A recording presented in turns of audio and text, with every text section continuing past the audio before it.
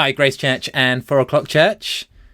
Regulars amongst us will know that I'm a big fan of J.C. Ryle, and recently I've been rereading a chapter in this book, Practical Religion, a chapter all on sickness, which has been hugely helpful and encouraging to me in these times. He starts at John 11, verse 3, "He whom thou lovest is sick." But he goes on to unpack the universal prevalence of sickness and disease, the general benefits which sickness confers on humanity, and the special duties to which sickness calls us. As he talks about the benefits that sickness brings, he says this: "Once more I repeat that I speak of the benefits of sickness on purpose and advisedly. I know the suffering and pain which sickness entails. I admit the misery and wretchedness which it often brings in its train. But I cannot regard it as an unmixed evil. I see in it a wise permission of God." He goes on to say how sickness reminds us of death, helps us think seriously of God, softens our hearts, levels and humbles us, and tries our religion.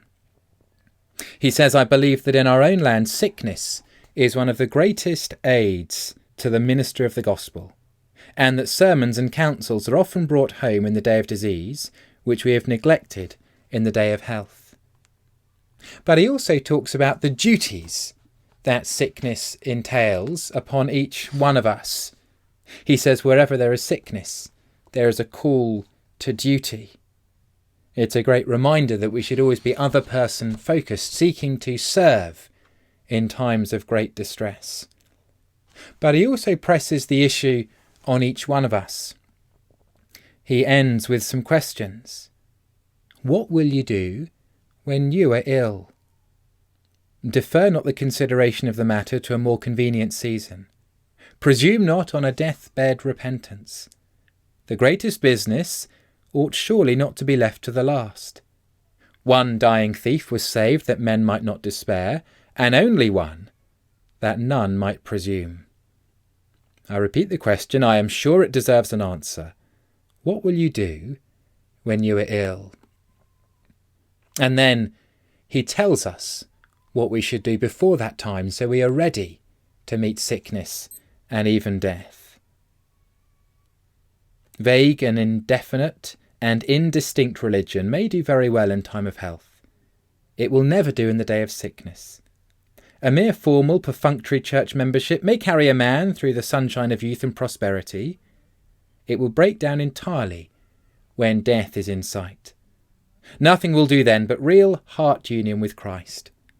Christ interceding for us at God's right hand, Christ known and believed as our priest, our physician, our friend. Christ alone can rob death of its sting and enable us to face sickness without fear. He alone can deliver those who, through fear of death, are in bondage.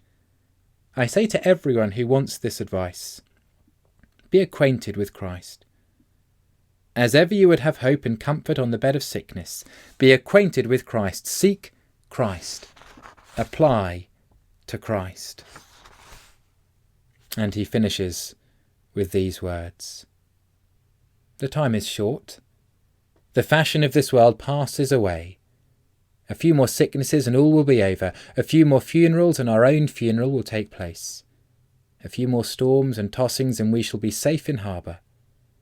We travel towards a world where there is no more sickness, where parting and pain and crying and mourning are done with forevermore. Heaven is becoming every year more full, and earth more empty. The friends ahead are becoming more numerous than the friends astern. Yet a little time, and he that shall come will come, and will not tarry. Yes, blessed be God. Christ lives, though we may die. Christ lives, though friends and families are carried to the grave. He lives who abolished death and brought life and immortality to light by the gospel. Surely we ought to say daily with one of old, blessed be God, for Jesus Christ.